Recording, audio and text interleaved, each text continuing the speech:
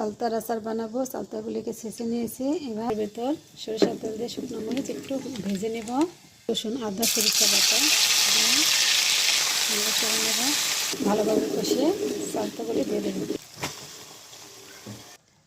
তেজপাতা, কাঁচামরিচ, লবণ, হলুদের গুঁড়া, মরিচের গুঁড়া এখন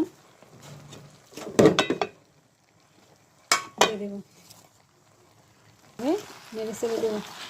তবে নেড়ে চেড়ে একটু ভিনেগার দিয়ে দেবো। একটু সেকেন্ড দিয়ে দিলাম, চিনি দিয়ে দিলাম।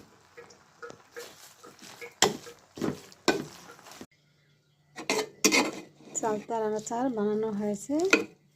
এবার পাঁচফোড়ন দিয়ে নামিয়ে নেব।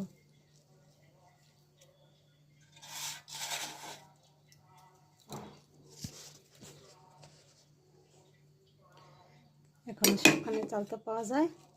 চালতা অনেক উপকারী একটা ফল। আপনিও বাসায় ট্রাই করে দেখতে পারেন। চালতার আচার বানানো অনেক সহজ, খেতে খুব সুস্বাদু। সবাই ভালো থাকুন, সুস্থ থাকুন। আল্লাহ হাফেজ।